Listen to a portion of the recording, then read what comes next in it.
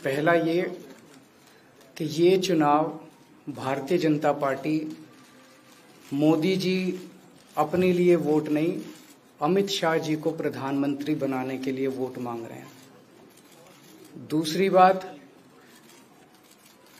योगी आदित्यनाथ जी को अगर ये लोग जीत गए तो योगी आदित्यनाथ जी को 2 से 3 महीने के अंदर उत्तर प्रदेश के सीएम पद से हटा दिया जाएगा। नंबर 3, इन लोगों की पूरी तैयारी है, अगर ये लोग जीत गए तो संविधान को बदल के SC ST और OBC का रिजर्वेशन खत्म कर दिया जाएगा।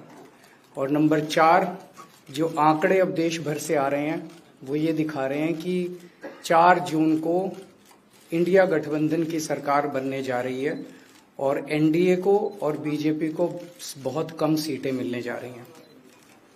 अब मैं अपने सबसे पहले पॉइंट पे आता हूँ।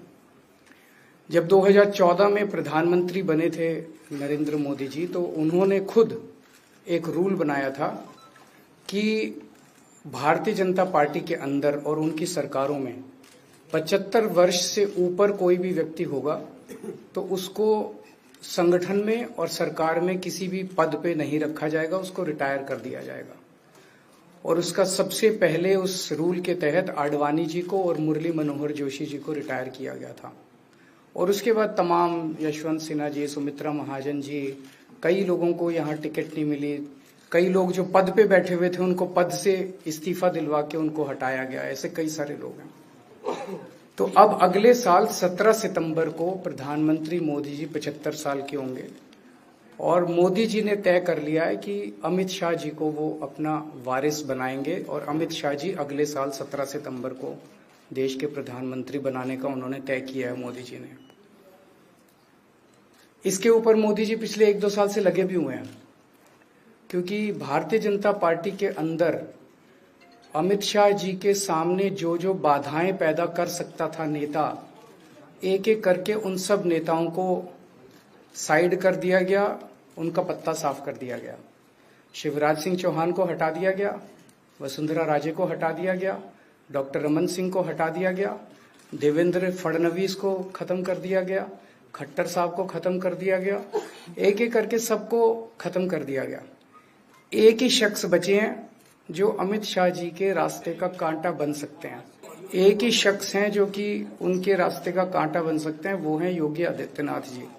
अब योगी आदित्यनाथ जी को इन्होंने हटाने का पूरा मन बना लिया है और अगर इनकी सरकार बनी तो 2 महीने के अंदर योगी जी को भी उत्तर प्रदेश के सीएम से हटा दिया जाएगा।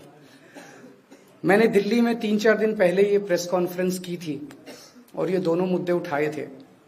जैसे मैंने मुद्दे उठाए थे तो अमित शाह जी ने और उनके कई नेताओं ने अपनी भावना प्रकट की कि नहीं मोदी जी को 75 साल में इस्तीफा नहीं देना चाहिए, मोदी जी को 75 साल पूरा कार्यकाल पूरा करेंगे। उन सब की भावनाओं की मैं कद्र करता हूं, क्योंकि अपने नेता के लिए जब भी ऐसी बात होती है तो सब लोग सामने आके बात करते हैं। लेकिन बड़ी बात यह है कि मोदी जी ने ऐसा नहीं कहा कि मैं 75 साल पे इस्तीफा नहीं दूंगा, मैं रिटायर नहीं होऊंगा। उनका अपना बनाया हुआ रूल है और मुझे पूरी उम्मीद है कि मोदी जी का अपना बनाया हुआ रूल है और मोदी जी अपने रूल को फॉलो करेंगे। नहीं तो लोग कहेंगे कि मोदी जी ने ये रूल आडवाणी जी को हटाने के लिए बनाया था, जब अपनी बारी आई तो नहीं। तो मोदी जी इस रूल का फॉलो करेंगे, ये पूरा यकीन है देश के लोगों को कि उन्होंने खुद रूल बनाया तो खुद फॉलो करेंगे। दूसरी बड़ी बात जो हुई कि जब मैंने कहा कि योगी आदित्यनाथ जी को 2 महीने में हटा दिया जाएगा, इस पे अभी तक भाजपा के किसी नेता की टिप्पणी नहीं आई है। 4 दिन हो गए, इसका मतलब ये तो कंफर्म करता है कि उन्होंने पूरी प्लानिंग कर ली है और उनके पक्ष में कोई बोलने के लिए तैयार नहीं है योगी आदित्यनाथ जी के। तो उनका हटना अब लगभग तय है कि योगी आदित्यनाथ जी को उत्तर प्रदेश के सीएम पद से हटाया जाएगा। दूसरी चीज, मैं उत्तर प्रदेश के सभी मतदाताओं को कहना चाहता हूं कि पिछले 4-5 महीने से इन्होंने शोर मचा रखा है 400 पार 400 पार 400। क्यों? कहते हैं नहीं मोदी जी कुछ बड़ा काम करना चाहते हैं। तो लोगों ने खोद के पूछा, भाई क्या बड़ा काम करना चाहते हैं, कुछ बताओ तो सही। तो उन्होंने नहीं बताया। लोगों ने फिर अंदर से पता किया कि बड़ा काम ये करना चाहते हैं कि देश से रिजर्वेशन खत्म करना चाहते हैं। हम जानते हैं कि इनका जो पूरा इकोसिस्टम है, RSS, बीजेपी शुरू से ये लोग रिजर्वेशन के खिलाफ रहे हैं, इनकी पूरी की पूरी मानसिकता रिजर्वेशन के खिलाफ रही है।